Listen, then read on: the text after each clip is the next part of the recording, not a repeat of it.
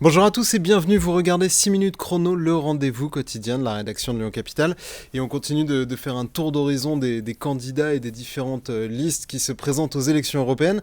Aujourd'hui, nous sommes avec Anaïs Bellawassa, bonjour. Bonjour, Alors, merci pour l'invitation. De rien, vous êtes candidate sur la liste de la France Insoumise, liste menée par Manon Aubry, députée européenne sortante. Une liste qui pour l'instant est créditée, notamment dans les derniers rollings IFOP fiducial, entre 6 et 8% d'intention de vote.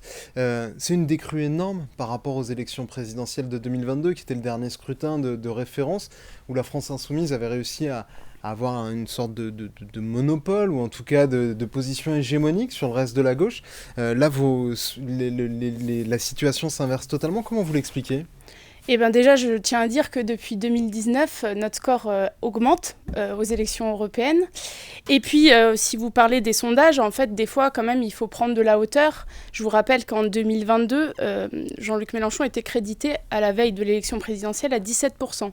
Il a fait 5 points de plus quand même après. Donc voilà, je pense qu'il faut prendre du recul vis-à-vis des sondages. Je pense qu'il ne faut pas que ce soit démobilisateur aussi, parce que ça c'est l'enjeu aussi des européennes, que ce soit un scrutin qui mobilise. Et puis la dernière des choses, vous parliez tout à l'heure de la mobilisation et j'ai oublié votre question. Non, c'était du fait que vous avez perdu l'hégémonie sur le reste de la gauche. Ah, je ne sais pas si on a perdu l'hégémonie sur le reste de la gauche. Je suis Vous pas... êtes plus leader, comme c'était le cas. Il y avait un effet vote utile aussi qui avait été très important en 2022. Il y a potentiellement eu un vote utile, ça on peut pas le... Enfin, on peut pas le savoir, mais moi je regrette qu'on ne soit pas tous partis ensemble. Voilà, ça c'est ma position. On est les derniers à être partis...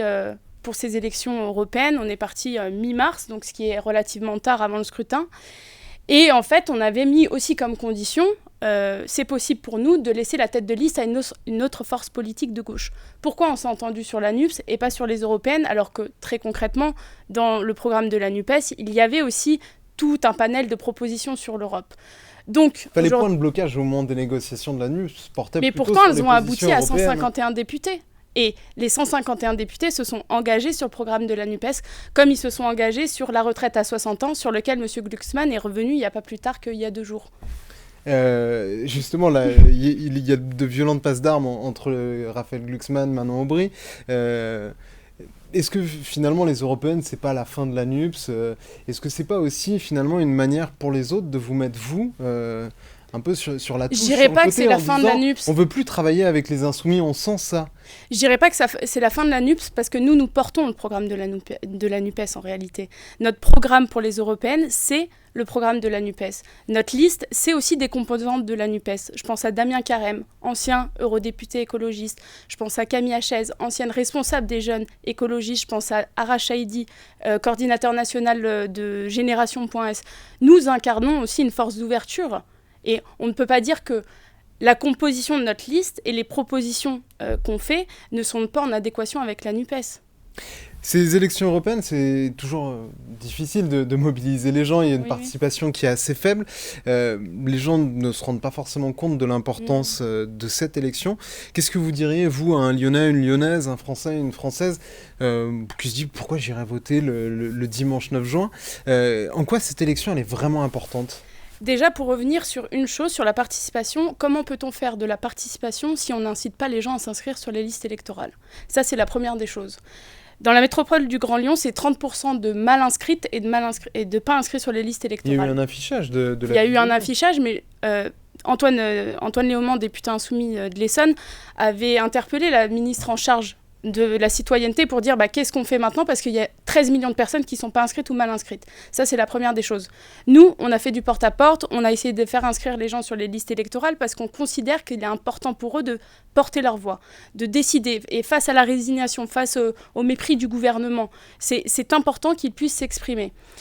Et vous parliez tout à l'heure de pourquoi en fait il faut aller voter, tout simplement parce qu'on considère aujourd'hui que les élections européennes sont lointaines, parce que les institutions ne nous touchent pas, parce qu'on n'a pas l'impression qu'elles ont un impact sur nos vies. Je vous prends un exemple, peut-être 2, si j'ai le temps. Un exemple, le marché de l'électricité. Augmentation, explosion des factures d'électricité pour tous les Français. Et ça, c'est dû à quoi ? au marché de l'électricité qui a été voté par la Commission européenne, puisqu'ils ont laissé libre cours à la concurrence et donc le prix du kilowattheure ne cesse d'augmenter. Et ça, c'est un impact très concret sur la vie des gens qui ont déjà plus les moyens de se loger, de se nourrir dignement. La deuxième des choses, c'est les règles budgétaires européennes. Les règles budgétaires, elles permettent, en tout cas la France, tous les ans, pour respecter la règle des 3%, elle se dit, ok... elle n'est pas vraiment respectée, cette règle des 3%. Oui, et bien justement, j'y viens. Elle n'est pas respectée. Pourquoi, en fait, Bruno Le Maire annonce 10 milliards d'économies qui touchent directement nos services publics, c'est-à-dire l'éducation nationale. C'est, je crois, environ 70 millions d'économies qui vont être faites sur l'éducation nationale.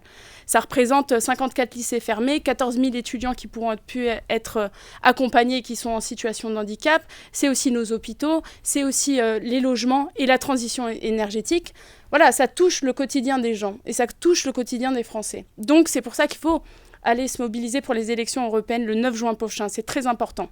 Merci beaucoup d'avoir répondu à notre invitation et à nos questions. Moi, je vous retrouve très bientôt pour une nouvelle édition de 6 minutes chrono.